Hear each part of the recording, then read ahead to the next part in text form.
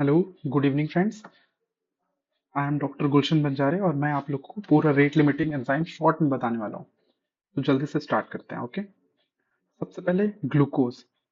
Glucose जो रहता है वो पायरुवेट में कन्वर्ट होता है। इस रिएक्शन को हम लोग बोलते हैं ग्लाइकोलाइसिस। ग्लाइकोलाइसिस और इसका रेट लिमिटिंग एंजाइम होता है फॉस्फोफ्रक्टोकाइनेज। फॉस्फोफ्रक्टोकाइनेज 1। उसके बाद ग्लूकोज जो है वो पायरुवेट में कन्वर्ट हो जाता है। फिर ये जो पायरुवेट है वो एसिटिल को ए में कन्वर्ट होता है। इसको हम लोग बोलते हैं लिंक रिएक्शन। इसको हम लोग लिंक रिएक्शन बोलते हैं। इसका इसका जो है रेट लिमिटिंग एंजाइम होता है पायरुवेट डीहाइड्रोजनेज। Pyruvate dehydrogenase 1।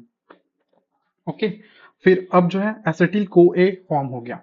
अभी एसिटिल को ए जो है वो एक और साइकिल में एंटर होता है। इसको हम लोग बोलते हैं क्रेब्स साइकिल या फिर टीसीए साइकिल। TCA cycle. और ये जो टीसीए साइकिल है इसका रेट लिमिटिंग एंजाइम होता है आइसोसिट्रेट डीहाइड्रोजनेज।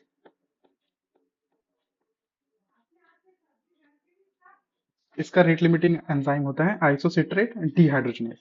तो देखो, अब ये जो एसिटिल को ए है वो और क्या क्या बनाता है वो देख लेते हैं। तो सबसे पहले कोलेस्ट्रॉल बनाता है, कीटोन बॉडी बनाता है और फैटी एसिड बनाता है। ठीक है, तो जो कोलेस्ट्रॉल बनाता है उसके लिए रेट लिमिटिंग एंजाइम क्या होगा? उसके लिए होता है एच एम जी को ए रिडक्टेज। याद रखेंगे यहाँ पे रिडक्टेज है।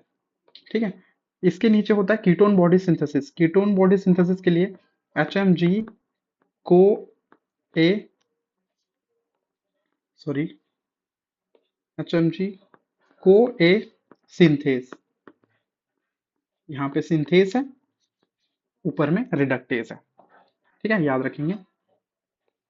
अब देखो, फैटी एसिड जो है ये सिंथेसिस होने के लिए एंजाइम लगता है ए सी सी। ए सी सी क्या है ये? ए सी सी एसिटिल को ए कार्बोक्सिलेज। एसिटिल को ए कार्बोक्सिलेज ये होता है ए सी सी। ए सी सी सीमेंट होता है ना, वो घर बनाने के काम आता है। वैसे ही फैटी एसिड जो है उसको बनाने के लिए ए सी सी लगता है। फैटी एसिड को डाइजेस्ट करने के लिए हम लोग को लगता है, मतलब इसका नंबर कम होने वाला है ना, तो इसके लिए हम बोलते हैं ऑक्सीडेज। ऑक्सीडेज, तो ऑक्सीडेज करने के लिए कौन सा एंजाइम लगता है? तो याद रखेंगे, ये कैटाबॉलिज्म हो रहा है तो कैट एंजाइम लगता है। कैट एंजाइम लगता है। इसको क्या बोलते हैं हम लोग? Carnitine acyl transferase. Acetyl sorry carnitine acyl transferase, तो ये होता है कैट एंजाइम। तो याद रखेंगे जो फैटी एसिड होता है उसको सिंथेसिस के लिए एसीसी लगता है, सीमेंट जो घर बनाने का काम आता है। वैसे ही एसीसी जो लगता है वो एंजाइम लगता है, रेट लिमिटिंग एंजाइम एसिटिल को ए कार्बोक्सिलेज। और इसको डिग्रेड करने के लिए या फिर इसको हम लोग ऑक्सीडाइज करने के लिए एंजाइम यूज करते हैं, उसका नाम है carnitine acyl transferase. Carnitine acyl transferase, तो यहाँ से ये हो जाता है एसिटिल को ए वाला। अब देखो, ये जो ग्लूकोज है तो सिर्फ ग्लूकोज तो नहीं होता है ना, गैलेक्टोज भी होता है और फ्रक्टोज भी होता है। तो ये लोग भी है वो अल्टीमेटली जाके ग्लूकोज में कन्वर्ट हो जाते हैं। तो जो फ्रक्टोज है, फ्रक्टोज जो है वो ग्लूकोज में कन्वर्ट होता है। वैसे गैलेक्टोज जो है वो भी ग्लूकोज में कन्वर्ट होता है।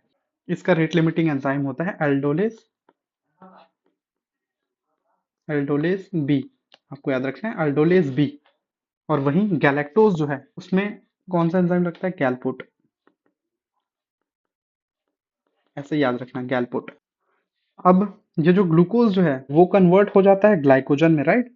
ग्लूकोज जो है वो ग्लाइकोजन में कन्वर्ट हो सकता है। और वैसे ही ग्लाइकोजन जो है वो ग्लूकोज में कन्वर्ट हो सकता है। ग्लूकोज जो है वो ग्लाइकोजन में कन्वर्ट होता है। ठीक है, इस प्रोसेस के लिए जो रेट लिमिटिंग एंजाइम लगता है उसका नाम है ग्लाइकोजन सिंथेसिस। ग्लाइकोजन सिंथेस, इसके लिए लगता है ग्लाइकोजन सिंथेस। और वही अगर हम इसको वापस अगर ग्लाइकोजन से ग्लूकोज में कन्वर्ट करना चाहते हैं तो कौन सा एंजाइम लगता है? इसके लिए लगता है ग्लाइकोजन ग्लाइकोजन फॉस्फोराइलेज। इसके लिए लगता है ग्लाइकोजन फॉस्फोराइलेज। ठीक है, अब देखो, ये ग्लूकोज और पायरुवेट जो है, ये जो है, ये जो रिएक्शन है ग्लूकोज और पायरुवेट, इसके बीच से ही ना एक रिएक्शन जाता है और ये बनाता है आपका एक शंट। इसको हम लोग बोलते हैं एचएमपी शंट। और ये जो एचएमपी शंट है वो होता है आरबीसी में। एचएमपी शंट जो है ये होता है आरबीसी में। एचएमपी शंट होता है, एचएमपी शंट आरबीसी में होता है। और आरबीसी में एचएमपी शंट जो होता है वो क्या क्या बनाता है? N A D P H, NADPH बनाता है और बनाता है राइबोज शुगर। याद है, ये राइबोज शुगर जो है वो डीएनए या फिर आरएनए बनाने में हेल्पफुल है ना? अब देखो, ये जो एचएमपी शंट है वो इसमें हो रहा है, तो इसका भी तो रेट लिमिटिंग एंजाइम है ना। इसका रेट लिमिटिंग एंजाइम क्या होता है? G6PD। G6PD जो है वो इसका रेट लिमिटिंग एंजाइम है। G6PD जो है वो रेट लिमिटिंग एंजाइम है, याद रखना कि एचएमपी शंट का रेट लिमिटिंग एंजाइम जो है वो है G6PD। ये G6PD वही है ना जो हीमोलाइसिस होता है ना, अनीमिया होता है, ये वही है। ठीक है।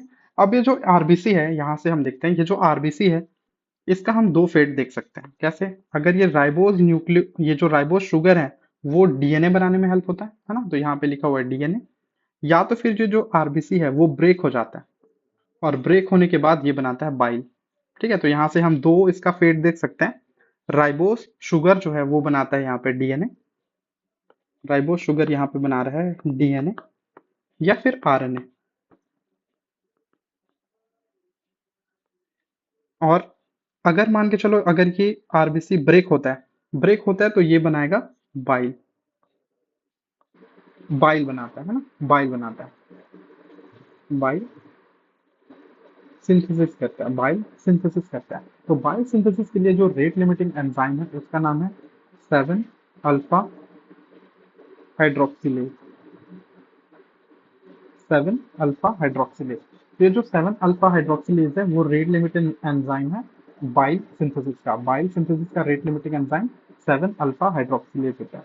वही अगर हम इस साइड आ जाए तो ये डीएनए वाला होता है। ये जो राइबोज है, ये जो राइबोज शुगर है वो डीएनए बनाने में हेल्प किया, लेकिन यहाँ से तो सिर्फ राइबोज शुगर आ रहा है।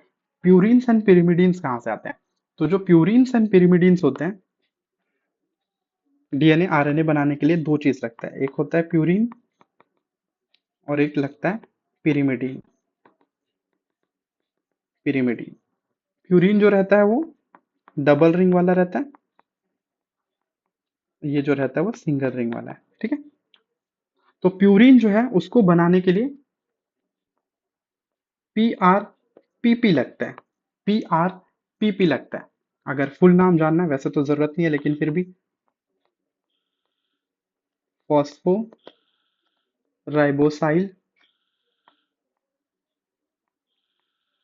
पायरो फॉस्फेट अमीडो ट्रांसफरेज, ये नाम होता है। नाम याद करने की जरूरत नहीं है, PRPP याद कर सकते हैं, है ना।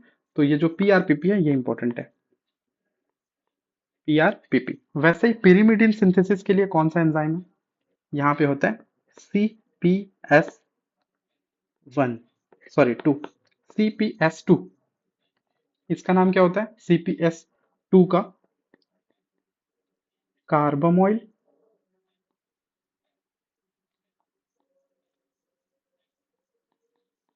फॉस्फो राइबोसाइल पायरोफॉस्फेट 2, फॉर पायरोफॉस्फेट 2, ये होता है रेट लिमिटिंग एंजाइम CPS2। ठीक है, तो देखो प्यूरिन और पिरिमिडिन जो है वो डीएनए बनाने में हेल्प करते हैं। प्यूरिन बनाने के लिए जो रेट लिमिटिंग एंजाइम है वो PRPP होता है। पिरिमिडिन बनाने के लिए जो रेट लिमिटिंग एंजाइम है वो CPS2 होता है। CPS2 होता है। ठीक है, बट ये दोनों रिएक्शन को कंप्लीट करने के लिए एक अमीनो एसिड की जरूरत पड़ती है, उसका नाम है ग्लूटामिन। ग्लूटामिन, इसके लिए भी ग्लूटामिन लगता है। ठीक है, तो ये अमीनो एसिड लगता है ये रिएक्शन कंप्लीट करवाने के लिए। ठीक है, CPS2 को लगता है ग्लूटामिन, वैसे PRPP एंजाइम को भी लगता है ग्लूटामिन, एक्टिवेशन के लिए, ठीक है। तो यहाँ से ये कंप्लीट होता है। अच्छा, इसके आगे अगर हम इसको और ले जाएं तो देखो, ये जो प्यूरिन और पिरिमिडीन हो रहा है, ये ब्रेक डाउन भी तो होंगे ना। तो यहाँ से हम देखते हैं, ये जो प्यूरिन है उसका अगर ब्रेक डाउन होता है, ये अगर प्यूरिन है इसका ब्रेक डाउन होता है तो क्या बनेगा? यूरिक एसिड बनेगा। यूरिक एसिड बनेगा। यूरिक एसिड बनेगा, तो ये जो रेट लिमिटिंग एंजाइम होगा इन दोनों के बीच, मतलब यूरिक एसिड सिंथेसिस का, यूरिक एसिड सिंथेसिस, इसका जो रेट लिमिटिंग एंजाइम होगा उसका नाम है xanthine oxidase. Xanthine oxidase. Xanthine oxidase. Xanthine oxidase, okay. अब वापस आ जाते हैं। देखिए, हमने इतना सारा चीज देख लिया। अब देखो, हमने एसिटिल को ए वाला देखा था, है ना। एसिटिल को ए, एसिटिल को ए को जो अब हम देखेंगे तो वो टीसीए के अंदर गया। वहां पे टीसीए जो है वो आइसोसिट्रेट डिहाइड्रोजनेज जो रहता है वो बना, है ना, मतलब वो रेट लिमिटिंग एंजाइम है। अब देखो, यहाँ से तो वो जो ग्लाइकोलाइसिस हो रहा है, इस पूरे प्रोसेस में क्या है, जो ग्लूकोज है वो वापस डिग्रेड हो रहा है। बट एक प्रोसेस और भी है जिसको हम लोग बोलते हैं ग्लूकोनियोजेनेसिस। इसमें क्या होता है, टीसीए साइकिल का जो प्रोडक्ट है, टीसीए साइकिल का जो प्रोडक्ट है, कौन सा प्रोडक्ट है? ऑक्जेलो एसीटेट। तो जो ऑक्जेलो एसीटेट होता है वो ग्लूकोनियोजेनेसिस करता है और ये वापस से ग्लूकोज को बनाता है, ठीक है, वापस से ग्लूकोज को बनाता है, इसलिए इसको हम बोलते हैं ग्लूकोनियोजेनेसिस। ग्लूकोनियोजेनेसिस, और इसका जो है रेट लिमिटिंग एंजाइम है फ्रक्टोज 1,6 बिस फॉस्फेटेज 1। फ्रक्टोज 1,6 बिस फॉस्फेटेज 1, ठीक है, ये इंपॉर्टेंट है। ये ग्लूकोनियोजेनेसिस का रेट लिमिटिंग एंजाइम है। ग्लूकोनियोजेनेसिस का रेट लिमिटिंग एंजाइम है। अब देखो, टीसीए साइकिल है, टीसीए साइकिल से यहाँ पे एक और साइकिल कनेक्टेड है, इसको हम बोलते हैं यूरिया साइकिल। Urea cycle. अब यूरिया साइकिल का रेट लिमिटिंग एंजाइम क्या होता है? Rate limiting enzyme of urea cycle क्या होता है? CPS1। CPS1 मतलब वही कार्बोमोइल, है ना, कार्बोमोइल फॉस्फोराइबोसाइल पायरोफॉस्फेट, ये वही वाला एंजाइम है जो अपन pyrimidine वाले में देखे थे ना, ये pyrimidine वाला यहाँ पे CPS2 था, यहाँ पे जो है वो CPS1 है। सेम एंजाइम है लेकिन 1 और 2 का फर्क है। लेकिन है, वहां पे अपन लोग को ग्लूटामिक एसिड लगा था, है ना। ग्लूटामिक एसिड जो है वो अमीनो एसिड लगा था। यहाँ पे कौन कौन सा अमीनो एसिड का जरूरत पड़ेगा? यहाँ पे 2 अमीनो एसिड लगता है, आर्जिनिन और एस्पार्टेट। आर्जिनिन और एस्पार्टेट लगता है CPS1 में।